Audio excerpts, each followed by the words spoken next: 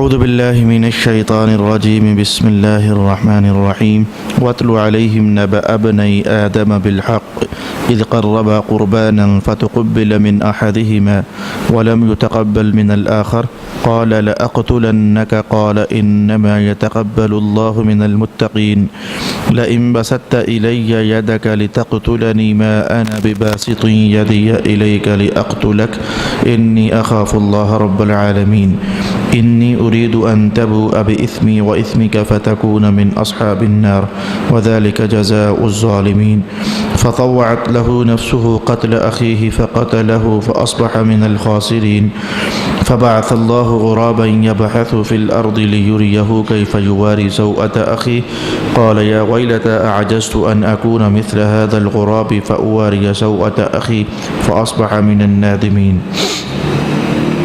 صدق الله مولانا العظيم الصلاة والسلام عليك يا سيدي يا رسول الله الصلاة والسلام عليك يا سيدي يا حبيب الله الصلاة والسلام عليك يا سيدي يا شفيع المذنبين وعلى آلك وأصحابك يا سيدي يا رحمة للعالمين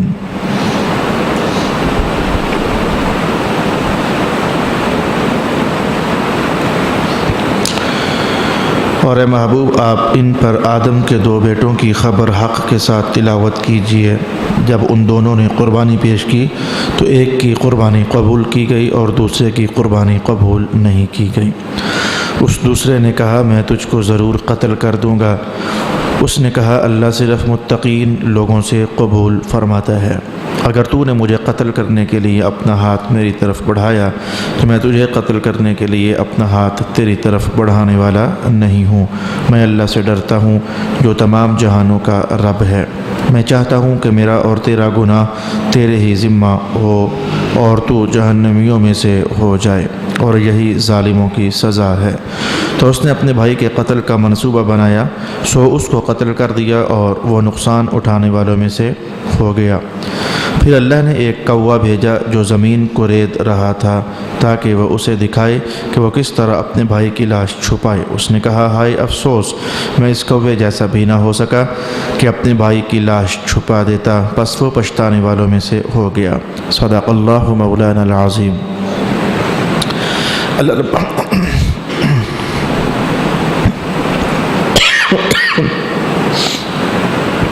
اللہ رب العالمین نے قرآن حکیم میں انبیاء کرام کا جو ذکر خیر کیا ہے، اس کا بڑا مقصد یہ تھا، اور یہ چیز آج نہیں تو کہیں پچھلے اسباق میں کہیں نہ کہیں آپ سے میں نے شیئر کی بھی تھی۔ انبیاء کرام کا ذکر خیر اس کتاب مجید میں جب کیا جاتا ہے تو بڑا مقصد فطرت کا یہ ہوتا ہے کہ رسول پاک علیہ السلام کے قلب اطہر کو تسلی دینا۔ تسلی دینے سے مراد جب رسول پاک علیہ السلام مکہ والوں کے سامنے اور مدینہ والوں کے سامنے خیر کی دعوت رکھتے، وہ دعوت نور سے دھلی ہوتی، نتیجہ خیز ہوتی، جنت سے قریب کرنے والی ہوتی، انسانیت نواز ہوتی، انسانیت کا درد اس میں ہوتا، انسانیت کی خیر اس میں ہوتی، ساری خوبیوں سے لبریز دعوت۔ جب حضور ارشاد فرماتے، حق بر انکار کرتے، سرکار دو عالم علیہ السلام کو صدمہ ہوتا کہ دیکھو میری دعوت میں ان کے لیے خیر ہی خیر ہے، کرم ہی کرم ہے، خوشبو ہی خوشبو ہے، یہ انکار کیوں کرتے ہیں؟ تو اللہ تعالیٰ پھر رسول پاک علیہ السلام کے سامنے کبھی حضرت ابراہیم علیہ السلام کا ذکر کر دیتا، کبھی جناب آدم کا ذکر کر دیتا، کبھی جناب موسیٰ کا ذکر کر دیتا کہ ہم محبوب مکرم یہ جو آپ غم اور اندر ہی اندر صدمہ سہ رہے ہیں، اس صدمے کو آپ کم کر دیں، اس لیے کہ جو مخالفت والی کہانی ہے اگر آپ کے ساتھ کی جا رہی ہے تو آپ جانیے کہ یہ کوئی نئی چیز نہیں ہے، بلکہ سب انبیاء کرام کے ساتھ ایسا ہی کیا آتا چلا جا رہا تھا۔ تو دیگر انبیاء کرام کا حوالہ سن کر کے پھر ایسا ہوتا کہ رسول پاک علیہ السلام کے قلب اطہر پر اطمینان کی کیفیت پھر طاری ہو جاتی تھی۔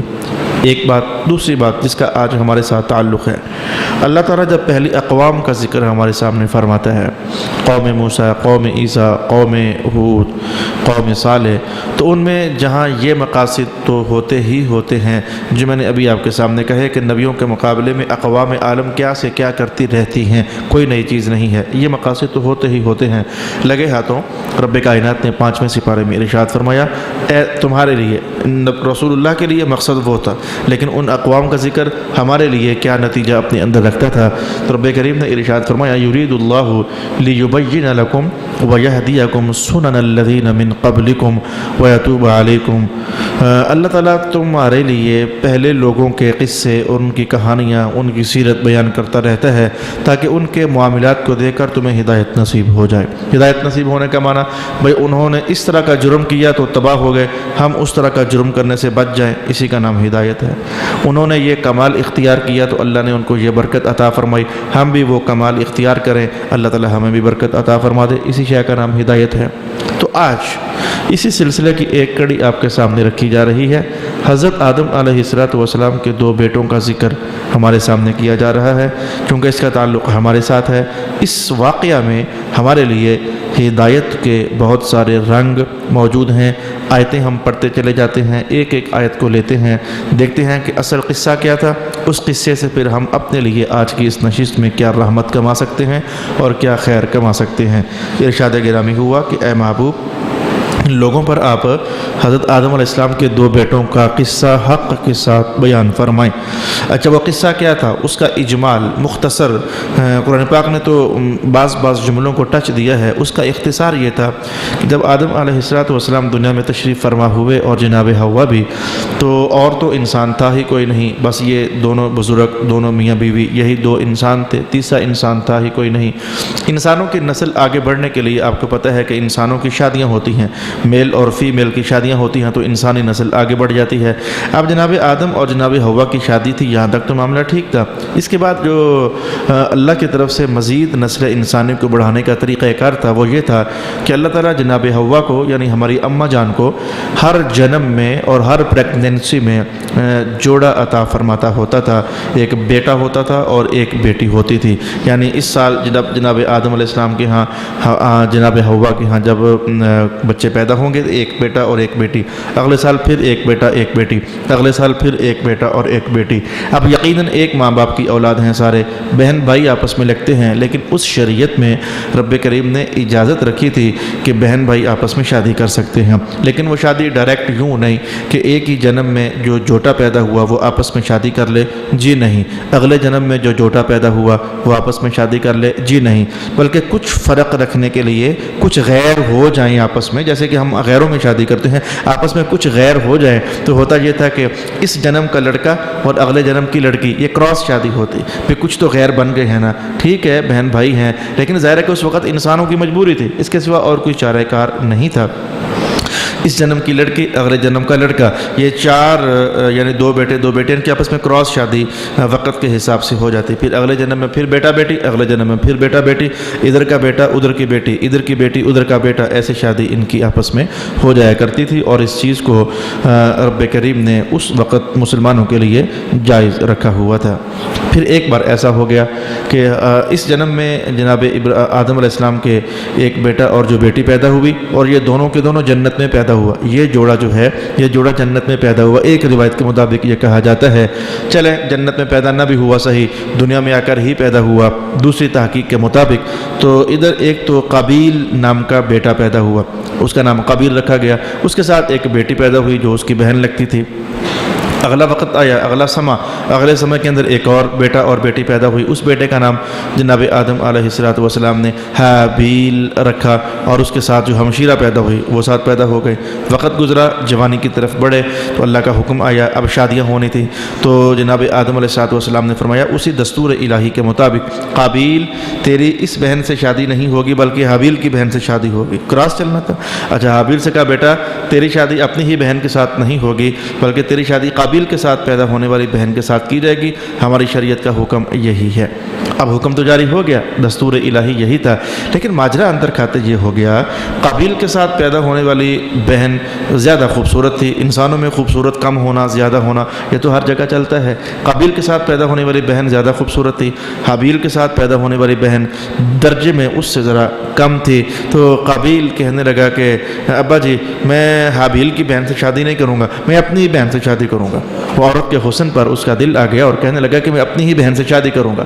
آدم علیہ السلام نے کہا بیٹا یہ تو غلط بات ہے، اللہ کا حکم تو ایسے نہیں ہے، آپ ایسا کرو کہ جیسے اللہ کا حکم ہے ویسے ہی شادی کرو۔ قابیل نہ مانا، اب ہوا یہ کہ آدم علیہ السلام نے معاملہ پھر اللہ ہی کے حوالے کرتے ہوئے کہا اچھا فیصلہ اللہ کر دیتا ہے، ایسا کر دیتے ہیں کہ اچھا حابیل خوش تھے، وہ کہہ رہے تھے کہ اللہ کا جو حکم ہے میں اسی کے مطابق خوش ہوں، ان کی نظر میں حسن کا ہونا یا نہ ہونا یہ کوئی عنوان ہی نہیں تھا، متقی تھے، پارسا تھے، نیک دل تھے، تو انہوں نے یہ بحث ہی نہ کی، انہوں نے کہا ابا جی جیسی اللہ کا حکم ہے میں ویسا کرنے کے لیے تیار ہوں۔ اب جب قابیل نہ مانا تو آدم علیہ السلام نے کہا ایسا کرو تم دونوں اللہ کے دربار میں قربانیاں پیش کرو، جس کی قربانی قبول ہو جائے گی میں اسی کی شادی اس قابیل کے ساتھ والی بہن سے کرنے کے لیے تیار ہو جاؤں گا۔ اے قابیل اگر تیری قربانی قبول ہو گئی چل میں تیری ہی شادی کر دوں گا، فیصلہ اللہ کرے گا، اور حابیل اگر تیری قربانی قبول ہو گئی تو میں تیری شادی کر دوں گا، تب تو دستور بھی ایسا ہی ہے تیری ہی ہونی ہے، لیکن چلیں قربانیاں اللہ کے حضور پیش کرو، تو جو اللہ تعالیٰ جس کو پسند کر لے اسی کی شادی میں اس خوبصورت بیٹی کے ساتھ کر دوں گا۔ حابیل نے ایک بکری لی اور اللہ کے دربار میں بطور قربانی کے پیش کر دی، قابیل نے گندم کے دانے لیے اور اللہ کے دربار میں پیش کر دیے۔ اب قربانی قبول کیسے ہوئی؟ قربانی قبول ہونے کا دستور اس دور میں یہ تھا جس بندے کی قربانی قابل قبول ہوتی آسمان سے سفید رنگ کی آگ اترتی اور اس کی قربانی کو جلا دیتی اور خاک استر بنا دیتی، جو قربانی قابل قبول نہ ہوتی وہ جوں کی توں ویسے کی ویسی ہی پڑی رہتی۔ دونوں نے قربانیاں اللہ کے حضور پیش کر دیں، آسمان سے آگ اتری اور اس آگ نے آ کر کے جناب حابیل کی بکری کو جلا کر کے خاک کر دیا، اور آدم علیہ السلام نے کہا کہ قابیل پتر اب تو دیکھ لے اللہ نے بھی فیصلہ کر دیا، شریعت بھی یہی کہتی تھی، دستور بھی یہی کہتا تھا، اب تو اللہ نے قربانی حابیل کی قبول کر کے بتا دیا کہ اس بہن کی شادی حابیل کے ساتھ ہی کی جائے گی، تیرے ساتھ نہیں کی جائے گی۔ قابیل اس بات پر غصہ کھا گیا اور کہنے لگا کہ او میرے بھائی، آپ کو پتہ ہے کہ پیسوں کی خاطر، جائیدادوں کی خاطر، عورتوں کی خاطر بھائی بھائی نہیں رہتے، لڑائیاں ہو جاتی ہیں، جھگڑے ہو جاتے ہیں، یا خاص کر کے رشتوں کا لین دین کا جب زمانہ آتا ہے تو کل تک یہی بھائی ہوتے ہیں۔ حالانکہ اللہ کی تقدیر بھائی، اللہ چاہے تو اس بیٹی کی شادی باہر کہیں خاندان میں کروا دے، اللہ ایسا کرتا رہتا ہے، اس بیٹے کی شادی بھلے اپنے خاندان میں کروا دے بھلے کہیں اور کروا دے، لیکن یہ بھائی لوگ ہی جب بچوں کی شادیاں آپس میں نہیں ہو پاتی تو یہ آپس میں لڑ پڑتے ہیں، جھگڑ پڑتے ہیں، تو عورت کی بنیاد پر، مال کی بنیاد پر، جائیداد کی بنیاد پر یہ لڑائیاں بڑے قدیم زمانے سے چلی آ رہی ہیں۔ قابیل کہنے لگا کہ حابیل میں تجھے چھوڑوں گا نہیں، میں تجھے قتل ہی کر دوں گا، نہ تو رہے گا نہ یہ شادی ہوگی۔ اس نے یہ تڑی لگا دی، میں اس تڑی تک قرآن پاک کے الفاظ ذرا آپ کے لیے تلاوت کرنا چاہوں گا۔ پیارے محبوب، آپ آدم علیہ السلام کے دو بیٹوں کی خبر حق کے ساتھ تلاوت کیجئے۔ جب ان دونوں نے قربانی پیش کی تو ایک کی قربانی قبول کی گئی اور دوسرے کی قربانی قبول نہیں کی گئی، تو اس دوسرے نے کہا، یعنی قابیل نے کہا، اے حابیل میں تجھے ضرور قتل کر دوں گا۔ ادھر سے آواز یہ آئی میں تجھے قتل کر دوں گا۔ جناب حابیل نے جواب کیا دیا، کہنے لگے قال انما يتقبل اللہ من المتقین، میرے بھائی قربانیاں ایسے قبول نہیں ہوتی، قربانیاں تقوی کے ارادے سے کی جائیں تو اللہ تعالیٰ قبول فرماتا ہے۔ تو نے جو قربانی پیش کرنا چاہی تھی، تیرے دل میں تقوی نہیں تھا، ایک عورت تھی، ایک عورت کی بنیاد پر تو نے قربانی پیش کرنا چاہی تھی، میں نے تو اللہ سے ڈر کے مارے تقوی کی بنیاد پر قربانی پیش کی تھی، اللہ تعالیٰ قبول فرما لے، اس کی بڑی مہربانی ہے۔ لگی ہے تو میں نے ایک سبق فوری تیار نہ کر لیا، اب رمضان آنے والا ہے، رمضان کے بعد 2 مہینے گزرنے ہیں، ساتھ ہی بکرے تیار ہیں، ساتھ ہی لیلے تیار ہیں، دمبے تیار ہیں، بیل اور ویڑے تیار ہیں۔ میرے سونے ایک بندہ وہ ہے، ہاں ہمارے ماحول میں پائے جاتے ہیں، اسی ماحول کی پیداوار ہیں یہ لوگ، ایک بندہ وہ ہے لاکھ روپے کا بکرا لے کر ساری دنیا کو بتاتا پھرتا میں نے لاکھ روپے کا بکرا لیا ہے، 10 لاکھ روپے کا بیڑا لے کر کے اس کے نظریے میں، اس کے خیال میں نمود ہوتی ہے، نمائش ہوتی ہے، ریاکاری ہوتی ہے، دکھانا ہوتا ہے، فخر سے سینہ تاننا ہوتا ہے، دیکھا پھر ہماری قربانی۔ تو یاد رکھنا میرے سونے بھائی، رب کائنات نے ہمیں ابھی یہ بتایا ہے کہ قربانیاں اس بنیاد پر میں قبول نہیں کرتا ہوں، میں تو دل کے تقوی کی بنیاد پر قربانیاں قبول کرتا ہوں۔ اگر اللہ کی اخلاص مندی کے لیے، اللہ کی محبت کی خاطر تم قربانی پیش کرتے ہو تو جناب حابیل نے چھوٹی سی بکری ہی تو پیش کی تھی، تو پھر جانور بہت بڑا نہ بھی ہو نا، تقوی کی بنیاد پر پیش کرو کہ میں چھوٹا سا بکروٹا بھی قبول کر لوں گا۔ اور اگر تقوی نہیں ہے، ریاکاری ہے، نمود و نمائش ہے، پیسے کی بناوٹ ہے، شور شرابہ ہے وغیرہ وغیرہ، جھوٹی عزت ہے، تو پھر تم 10 بیڑے بھی لاؤ گے ہمارے دربار میں تو ہم قبول کرنے والے نہیں ہیں۔ محسوس ہو گیا میں نے کیا کہنا چاہا تھا، کہ پہلے زمانے کے لوگوں کی قصے کہانیاں پیش کر کے تو اللہ تعالی ہمیں ہدایت کے راستے کھول کر بتانا چاہتا ہے۔ ایک راستہ میں نے آپ کے لیے بیان کر دیا، اور ایک دوسرا راستہ میں نے اس سے پہلے کہا کہ عورت کی بنیاد پر لڑنا یہ ایمان نہیں ہے، یہ اسلام نہیں ہے۔ حسن کی بنیاد پر لڑائی جھگڑے کرنا، پیسے کی بنیاد پر لڑائی جھگڑے کرنا، یہ ایمان نہیں ہے، یہ اسلام نہیں ہے۔ اللہ تعالی ہمیں اس عنوان سے بھی حفاظت عطا فرمائے۔ تو حابیل نے کہا کہ بھائی بات یہ ہے کہ اللہ تعالیٰ تو نیک لوگوں کی تقویداروں کی قربانی ہی قبول کرتا ہے، ہر ایک کی قربانی تو قبول نہیں ہوتی۔ لیکن میرے بھائی سن لے، تو نے مجھے تڑی مار دی ہے، تو نے مجھے تڑی لگائی ہے کہ میں تجھے قتل کر دوں گا، میری طرف سے جواب سن لے، لئن بسطت الی یدک لتقتلنی، اگر تو اپنا ہاتھ بڑھائے گا میری طرف تاکہ تو مجھے قتل کر دے تو اے میرے پیارے بھائی، قابیل بڑا تھا، حابیل چھوٹے تھے، اور جو چھوٹا ہونے کے باوجود مفسرین نے کہا بعض اوقات چھوٹے بھائی بڑے لگتے ہیں۔ میں نے کئی بندے ایسے دیکھے ہوئے ہیں، آپ کون ہو؟ جی میں بھائی ہوں، اور یہ میرا بھائی، یار آپ بڑے لگتے ہو، حالانکہ ہوتا ہے وہ چھوٹا ہے۔ کئی بار ہم نے ایسے بھائی دیکھے ہوئے ہیں، چھوٹا ہو کر طاقت میں زیادہ لگتا ہے، اور کچھ لمبے تڑنگے ہے، قوی ہے، بڑے ہونے کے باوجود وہ چھوٹے لگتے ہیں۔ حابیل چھوٹے ہو کر بھی قوی ہیکل تھے، طاقتور تھے، اور جو قابیل تھا وہ بڑا ہو کر بھی وہ اس کے صحت وجود میں وہ طاقت نہیں تھی۔ یہ نظام ہونے کے باوجود حابیل نے کہا کہ میں بدلہ لے سکتا ہوں، میں بھی تیری طرف ہاتھ بڑھا سکتا ہوں، لیکن نہیں، میں اللہ سے ڈرنے والا ہوں، میں تقوی اختیار کرنے والا ہوں۔ اگر تو ہاتھ اپنا بڑھائے گا میری طرف تاکہ اے قابیل تو مجھے قتل کر دے تو میرا جواب سن لے، ما انا بباسط یدی الیک، میں اپنا ہاتھ تیری طرف نہیں بڑھاؤں گا تاکہ میں تجھے قتل کر دوں، میں ایسا نہیں کروں گا، میں اس لیے ایسا نہیں کروں گا، انی اخاف اللہ رب العالمین، تجھے تو آسمان والے رب کا ڈر نہیں لگتا، مجھے تو بڑا ڈر لگتا ہے۔ اگر میں نے تجھے قتل کر دیا، مجھ میں طاقت بھی ہے، ہمت بھی ہے، زور بھی ہے، اگر تیرا گلا دبوچ لوں تو چھوڑوں نہ، لیکن مجھے اپنے اللہ سے ڈر لگتا ہے کہ اگر آج میں نے تجھے قتل کر دیا تو قیامت والے دن مجھے اس کا حساب دینا پڑے گا۔ بھائی تو قتل کرتا ہے تو کر دے، میں تجھے قتل نہیں کرنا چاہتا۔ یہاں تک جاننے کے بعد آگے بڑھنا چاہیے۔ ویسے میں یہاں سے بھی ایک سبق لے لیتا ہوں، یہاں سے بھی میں ایک سبق آپ کو بتا دیتا ہوں، اپنے آپ کو بھی کہتا ہوں، آپ سے بھی کہتا ہوں، یہ باتیں ہم سب کے لیے ہیں۔ دیکھو میں بھی کہتا رہتا ہوں میں اللہ سے ڈرتا ہوں، کہتا تو رہتا ہوں، آپ بھی کہتے ہی ہوگے یار اللہ سے ڈر لگتا ہے، کہتے تو رہتے ہو، لیکن میں آج آپ کو بتاؤں کہ جو بندہ اللہ سے ڈرتا ہے اس کی نشانی کیا ہوتی ہے۔ میں قرآن پاک سے نکال کر آپ کو بتانا چاہوں گا۔ میں آپ سے میں سوال کروں نا، آپ اللہ سے ڈرتے ہو کہ نہیں ڈرتے؟ آپ کو کہ مولانا خدا کا خوف کرو، کیوں نہیں ڈرتے؟ ڈرتے ہیں، اللہ سے کون نہیں ڈرتا، سارے ڈرتے ہیں، کہتے سارے ہی ہو، میں بھی کہتا ہوں اللہ سے ڈرتا ہوں، لیکن قرآن پاک سے نکال کر ایک لیسن بتانا چاہتا ہوں۔ جو اللہ سے ڈرتا ہے اس کا رنگ کیا ہوتا ہے، اس کی نشانی کیا ہوتی ہے، اس کی علامت کیا ہوتی ہے، تو سن لیں۔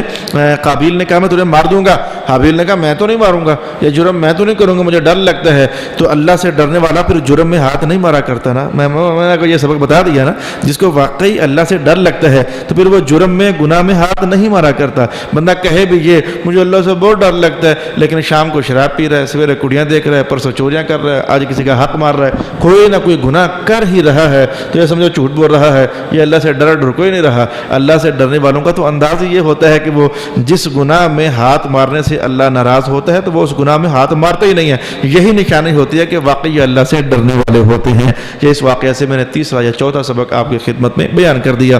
وہ کیا اللہ سے ڈرتا ہے جو روزانہ نمازیں چھوڑ دیتا ہے؟ اگر اللہ سے ڈرتا ہوتا تو اس گناہ سے بچتا نا۔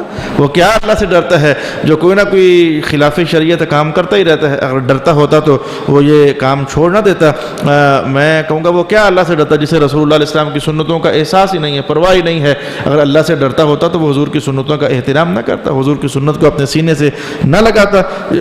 یہ منہ سے کہنا یہ کوئی ڈر نہیں ہوتا، عملی ڈر یہ ہوتا ہے کہ بندہ ان گناہوں سے بچ جائے جن گناہوں سے بچنے کا اللہ تعالیٰ نے حکم ارشاد فرمایا ہے۔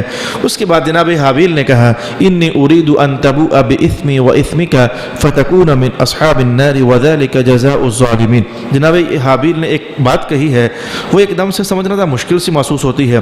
میں چاہوں گا کہ اس بات کو ذرا ہم تسلی کے ساتھ سمجھ ہی لیں۔ سورۃ المائدہ میں ہم جب کہ اس موقع پر پہنچے ہوئے ہیں تو ہمیں اس بات کو سمجھ ہی لینا چاہیے۔ ترجمہ ذرا غور کے ساتھ سنیے گا، حاصل ترجمہ غور کے ساتھ سنیے گا۔ قابیل نے کہا حابیل میں قتل کر دوں گا تجھے۔ ویسے نا لوگوں کو مغالطہ لگا رہتا ہے کہ قتل کس نے کیا تھا، قابیل نے حابیل کو کیا تھا یا حابیل نے قابیل کو کیا تھا؟ تو اس میں آسان سی نشانی یہ ہے، قاتل کے شروع میں بھی قا آتا ہے، قابیل کے شروع میں بھی قا آتا ہے، بس یہی قاتل ہے۔ جو حابیل ہے نا اس میں جس میں قا نہ آئے وہ سمجھو قاتل نہیں ہے، وہ مقتول ہے۔ تو قابیل تو قاتل، بس یہ جو اس طرح کا کیس ہے سمجھو کہ اس نے قتل کیا ہے۔ قابیل قاتل تھا، حابیل مقتول تھا۔ تو سنیے جو آیت ہمارے سامنے آئی، قابیل نے کہا میں مار دوں گا تجھے بھائی، حابیل نے کہا میں تو نہیں ماروں گا، مجھے اللہ سے ڈر لگتا ہے۔ اب ساتھ ہی یہ جملہ بول دیا میں تو یہ چاہتا ہوں کہ میں تجھے نہ ماروں تو قیامت والے دن تیرا گناہ بھی تجھ پر ہو، میرا گناہ بھی تجھ پر ہو۔ اوکھا جملہ ہے. قابیل نے کہا، حابیل نے کہا میں تجھے قتل نہیں کروں گا، تو مجھے کرتا ہے تو کر دے، تو مجھے قتل کرے گا گناہ ہوگا تجھ پر ہوگا، تو میں تجھے قتل نہیں کروں گا تاکہ میرا گناہ بھی تجھ پر ہی ہو. حابیل نے تو قتل کرنا ہی نہیں ہے، وہ قتل کرنے کا ارادہ رکھتا ہی نہیں ہے، تو یہ کیا بات کہہ دی میرا گناہ بھی تیرے ہی اوپر ہو. قابیل نے قتل کرنا ہے، گناہ بنتا ہے اور وہ گناہ قابیل پر پڑ گیا. اس جملے کا مطلب کیا ہے؟ میرا گناہ بھی تیرے ہی اوپر پڑے. بھائی میں تو قتل کرنا چاہتا ہی نہیں، تو گناہ کون سا؟ یہ جملہ جو ہے اس موقع پر توجہ مانگتا ہے. اگر آپ کی توجہ نہیں جمی تو میں پھر کہنا چاہوں گا کہ بھائی اس جملے کو ہم نے سمجھنا ہے. جناب حابیل نے بڑے بھائی سے کہا اگر تو مجھے قتل کرتا ہے تو کر دے، میں قتل نہیں کروں گا، میں چاہتا یہ ہوں کہ تیرا گناہ بھی تیرے ہی اوپر رہے، میرا گناہ بھی تیرے ہی اوپر رہے. بھائی یہ تو سمجھ آ گئی کہ تیرا گناہ تیرے ہی اوپر رہے، تو ظاہر قتل کرے گا گناہ ہوگا تیرے اوپر ہوگا، میرا گناہ بھی تیرے ہی اوپر رہے. اب میں نے گناہ کیا نہیں ہے تو میرا کون سا گناہ ہے جو تیرے ہی اوپر رہے؟ یہ جملہ جو ہے بارکیف ایک دم سے بندے کی توجہ کو اٹریکٹ کرتا ہے کہ اس جملے کا معنی کیا ہے. تو اللہ تعالیٰ بھلا کرے مفسرین کرام کا، ان کے ہوتے ہوئے مجھے اور آپ کو کوئی ڈر نہیں، کوئی پریشانی نہیں. انہوں نے یہ سارے راز کھولے ہوئے ہیں کہ اس جملے کا معنی کیا ہے. اس جملے کا معنی سمجھانے کے لیے میں وہ حدیث جو آپ کو آج سے پہلے 50 بار سنا چکا ہوں مختلف عنوانات کے حوالے سے آج پھر سنانا چاہتا ہوں اس مقصد کو سمجھانے کے لیے. رسول پاک علیہ الصلوۃ والسلام نے ارشاد فرمایا، جانتے ہو کہ غریب کون ہوتا ہے؟ حضور جس کے پاس پیسے نہ ہوں. فرمایا وہ تو ہوتا ہی ہے، ایک اور بھی ہوتا ہے، وہ بندہ جو قیامت والے دن بہت ساری نمازیں، روزے، حج، زکوٰۃ، صدقے، خیرات، عبادت لے کر آیا، لیکن اس کو گالی نکالی تھی، اس کی چغلی کی تھی، اس کی غیبت کی تھی، اس کا مال کھایا تھا، اس کو قتل کیا تھا. یہ ساری باتیں حضور نے فرمائی. اب ہوگا یہ کہ عدل ہونے لگا ہے تو اللہ تعالیٰ فیصلہ یوں فرمائے گا، چغلی کرنے والے کو نمازیں دے دیں، جس کو گالیاں نکالی تھیں اس کو ایک عبادت اور اٹھا کر دے دی، جس کا مال کھایا تھا اس کو اس کی عبادتیں اور دے دیں. تو عبادتیں کرتے کرتے ختم ہو گئیں. اب کیا ہوگا؟ اللہ تعالیٰ جو باقی حق والے ہوں گے، جنہوں نے حق لینا تھا، جن کا مال کھایا گیا، جن کو قتل کیا گیا، جو باقی لوگ ہوں گے، ان سے کہے گا اب کیا کروں بھائی؟ اب تو اس کے پلے نمازیں بچی نہیں، اس کے پلے عبادت بچی نہیں. اگر ہوتی تو میں دیتا، جیسے ان کو دی ہیں تو ان کا کیس پورا کیا ہے، تمہیں بھی دے دیتا. اب تو اس کے پلے کچھ بچا ہی نہیں، اب میں تمہیں کیا دوں؟ اللہ کو پتہ ہے اس نے کیا کرنا ہے، لیکن ان کے منہوں سے نکلوانا چاہتا ہے اللہ تعالیٰ، لیکن جیسے تم کہو گے ہم ویسے ہی فیصلہ کر دیں گے. تو حضور پاک نے فرمایا اللہ اب ان سے پوچھے گا بتاؤ بھائی تیرا اس نے مال کھایا ہے، تجھے اس نے قتل کیا ہے، تو بتاؤ بھائی میں اب کیا کروں؟ ان کی تو دولت ختم ہو گئی ہے، پیسے ختم، ان کی وہ نمازیں روزے ختم ہو گئے، بتا اب میں تمہارے ساتھ کیا کروں؟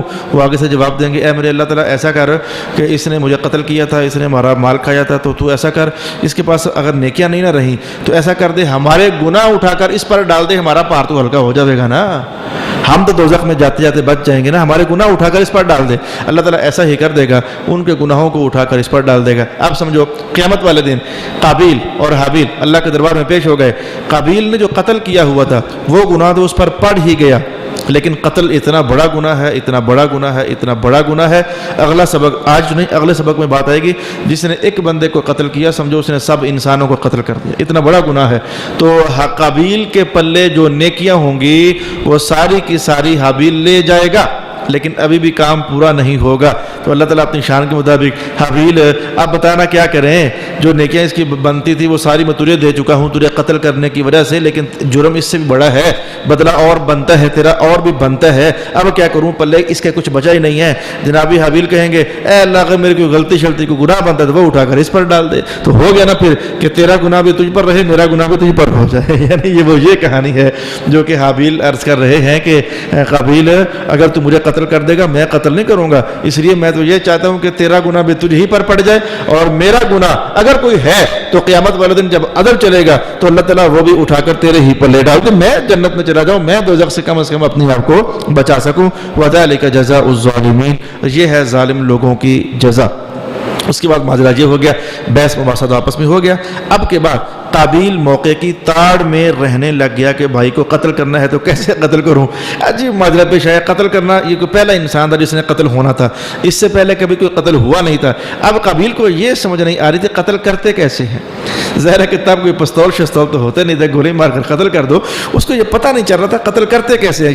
یہ تاریخ کا باہر کا ایک عجیب موقع ہے. اس سے پہلے تو کیا کیا، قتل کرنے کے لیے حابیل کو بال پکڑ کر نہ زور سے کھینچے لیکن قتل نہ ہوا. اب بال کھینچ سے بندہ قتل ہوتا ہے. اچھا پھر ایک دن اور اس نے موقع ڈالا, تو موقع ڈال کر کے تو چھوٹے بھائی کی گردن پکڑ کر نا ایسے مروڑی کھینچی, جیسے ہم بکرے کی گردن تھوڑی مروڑ دیں, وہ آپ پھر بھی قتل نہ ہوئے. سوچ میں پڑ گیا بھائی کو قتل کرنا ہے تو قتل کیسے کروں. ایسے میں پھر شیطان انسانی شکل میں آیا, تو اس نے کیا یہ کہ ایک کوے نے, ایک جانور نے دوسرے جانور کو قتل کرنا تھا, تو اس نے یہ کیا کہ جانور کا سر پتھر پر رکھ کر تو اس نے اوپر سے پتھر مارا تو سر کچلا گیا. تو قابیل نے کہا اچھا ایسے قتل کرتے ہیں. اب اس نے موقع کی تاڑ بنا کر, جناب حابیل کہیں لیٹے ہوئے تھے تو اوپر سے لا کر پتھر اس نے دے مارا اور حابیل مقتول ہو گئے, اللہ کو پیارے ہو گئے اور مقام شہادت پر فائز ہو گئے. یہ واقعہ پیش آ گیا کہ قابیل نے حابیل کو اس طریقے سے قتل کر دیا. فطوعت له نفسه قتل اخیہ, تو اس نے اپنے بھائی کے قتل کا منصوبہ بنایا اور پھر آخرکار اس کو قتل کر دیا. منصوبے کے اندر ایک بار بال کھینچنا, ایک بار گردن مروڑنا, لیکن کامیابی نہ ہوئی. آخرکار وہ دیکھا کہ ابلیس نے کیسے قتل کیا ہے, تو پھر وہ پتھر مار کر اپنے بھائی کو قتل کر دیا. فاصبح من الخاسرین, پھر بڑا نقصان اٹھانے والوں میں سے ہو گیا. قتل کر تو دیا لیکن ظاہر ہے کہ نقصان اٹھانے والوں میں سے ہو گیا. قاتل بندہ کبھی سکھ نہیں پا سکتا, ظالم بندہ کبھی سکھ نہیں پا سکتا. یہ بات قرآن حکیم کے مسلم اصولوں اور مسلم ضابطوں میں سے ہے. قتل تو کر بیٹھا, اب اگلی پریشانی درپیش ہو گئی, اس بھائی کا کیا کروں, مار تو میں نے دیا ہے پر اس کا کروں کیا, اٹھا کر گھر لے جاؤں, ادھر چھوڑ جاؤں, دفنا دوں. دفنانے کی کہانی ابھی چھڑی نہیں تھی. اس لاش کا میں نے کرنا کیا ہے, اس لاش کو میں کیا کروں, کدھر لے کر جاؤں. آج میں تفسیر نے کہا پورا سال بوری میں ڈال کرنا, جو تھیلا اس دور کا ہوتا تھا, تھیلے میں ڈال کر کندھے پر لاد کر جدھر جاتا ساتھ لے کر جاتا. میں کیا کروں اس کا, کوئی سمجھ نہیں آ رہی تھی میں کیا کروں اس کا, اس لاش کا میں کیا کروں. پورا سال وہ اٹھا کر کے تو پھرتا رہا. پھر آخرکار شیطان نے پھر آخرکار اللہ کی طرف سے جو قتل کروایا گیا وہ شیطان نے بتایا کہ ایسے قتل کرنا ہے. پھر اللہ کی طرف سے یہ ایک قصہ جناب قابیل کے سامنے پیش کیا گیا کہ اب اس لاش کا یہ کرنا ہے. وہ قصہ کیا ہے, فبعث اللہ غرابا, اللہ نے ایک کوا بھیجا, یبحث فی الارض, جو زمین کو رید رہا تھا, لیریہ کیف یواری سوءۃ اخیہ, تاکہ وہ کوا اس کو دکھا دے کہ بھائی کو چھپانا کہاں ہے. مانا جا کہ ایک کوے نے دوسرے کوے کو مارا, مارنے کے بعد پنجوں کے ساتھ زمین کھودی, کھود کر کے مرے ہوئے کوے کو اس میں ڈالا, اوپر مٹی ڈال دی. تو جب قابیل نے دیکھا او اچھا جو مر جائے تو اس کے ساتھ ایسا کرتے ہوتے ہیں. یہ پہلا بندہ تھا جو آج مقتول ہو رہا تھا, جب پہلا بندہ تھا جسے دفن کیا جانا تھا. اس سے پہلے کوئی فوت کی واقعہ ہوئی نہیں تھی. تبھی تو جناب آدم علیہ السلام جب گھر گئے تو جناب حوا سے کہنے لگے ہمارا بیٹا مر گیا. تو حوا نے کہا یہ مرنا کیا ہوتا ہے, حوا نے کہا مرنا کیا ہوتا ہے, اس سے پہلے کہ یہ واقعہ پیش ہمارا بیٹا مر گیا. کہا یہ مرنا کیا ہوتا ہے. تو آدم علیہ السلام کہنے لگے مرنا یہ ہوتا ہے آج کے بعد ہمارا بیٹا کبھی بات نہیں کر سکے گا, آج کے بعد ہمارا بیٹا کبھی دیکھ نہیں سکے گا, آج کے بعد ہمارا بیٹا کبھی چل نہیں سکے گا, آج کے بعد ہمارا بیٹا کبھی کھا پی نہیں سکے گا. اسے کہتے ہیں حوا مرنا. تو گھر جا کر وہ مرنے کی ڈیفینیشن آپ نے بیان کر دی. تو جب قابیل نے دیکھا کہ کوے نے کوے کو مار کر زمین کھود کر, اس نے کہا اچھا مجھے یہ کرنا ہے, تو اس نے زمین کھودی اور بھائی کو اس میں دفنا دیا. یہ پہلا انسان تھا جو کہ زمین میں دفن کیا جا رہا تھا. قال, جب اس نے کوے کی یہ حرکت دیکھی تو خود ہی اپنا سر پیٹ کر رہ گیا. قال, کہنے لگا یا ویلتا اعجزت ان اکون مثل هذا الغراب, او کتنے دکھ کی بات ہے, افسوس کی بات ہے, میں اس کوے جیسا بھی نہیں ہوں. جتنی عقل اس کوے کے پاس ہے میرے پاس اتنی عقل بھی نہیں ہے. کم از کم اس نے مار کر دفنانے کا اس کو گھر تو پتا میں بھی کیا ہوں. مجھے بھائی کا متعلق پتہ ہی نہیں تھا کہ سال پورا اٹھا کر پھرتا رہا ہوں میں کیا. میں بڑا افسوس کھایا اس نے اپنے اوپر. فاواری سوءۃ اخی, تو میں بھی اپنے بھائی کی لاش کو یوں زمین میں چھپا دیتا. فاصبح من النادمین, تو آخرکار اسے بڑی ندامت ہوئی. ندامت ہونے کا معنی یہ تھا کہ ایک نبی کبھی بھی اپنے ہوتے ہوئے خلاف شریعت کام نہ کرتا ہے نہ کسی کو کرنے دیتا ہے. قابیل چکر تو اس چکر میں تو تھا کہ میں حابیل کو مار دوں گا, راہ صاف ہو جائے گا, تو خود بخود ہی اس لڑکی سے شادی میں کر لوں گا. لیکن بھائی کو قتل بھی کر دیا. ابا جی بھی ناراض ہو گئے, جناب حوا بھی ناراض ہو گئی, اور مقصد پھر بھی پورا نہ ہوا, کیونکہ آدم علیہ السلام نے کہا کہ میں اللہ کے حکم کو توڑ نہیں سکتا ہوں. اگر تو نہیں مانتا ہے میں تو ماننے والا ہوں, میرے ہوتے ہوئے تو اپنی اس بہن کے ساتھ شادی نہیں کر سکتا. ان ساری کیفیات کو قرآن نے یہ کہہ کر بیان کر دیا. فاصبح من النادمین, شرمندہ ہو گیا کہ کیا فائدہ ہوا, بھائی کو بھی مار دیا, اور شیطان ایسے کام کرواتا ہے, ایسے پنگے بازیاں کرواتا ہے کہ کرتوت بھی کروا دیا اور مقصد بھی حاصل نہ ہونے دیا. یہ تب سے لے کر آج تک شیطان ہم انسانوں کے ساتھ ایسے ہی کھیل کھیلتا چلا جا رہا ہے. ابا جی بھی ناراض ہو گئے, اللہ تعالیٰ بھی ناراض ہو گیا, دوزخ کا حقدار بھی ہو گیا, اماں بھی ناراض ہو گئی, باقی بہن بھائی بھی ناراض ہو گئے, کس نے کیا کیا ہے, ظالم نے قتل کر دیا ہے, اور مقصد پھر بھی حاصل نہ ہوا. ان سارے مقاصد کے لیے رب کریم نے یہ بات ارشاد فرمائی کہ فاصبح من النادمین. اب پریشان تو ہوا, ندامت تو ہوئی, قرآن پاک کہتا ہے نقصان بھی ہوا, ندامت بھی ہوئی. اب مارے ندامت کے گھر آنا چھوڑ دیا, قابیل نے مارے ندامت کے گھر آنا چھوڑ دیا. جنگلات میں رہتا, پہاڑوں پہ رہتا, تو کسی جانور کو پہاڑ کے اوپر سے دھکا دے کر نیچے پھینکتا, جب وہ مر جاتا تو اس کی بوٹیاں کاٹ کر کھا لیتا. ایسے اس نے اپنی گزر بسر کرنا شروع کر دی.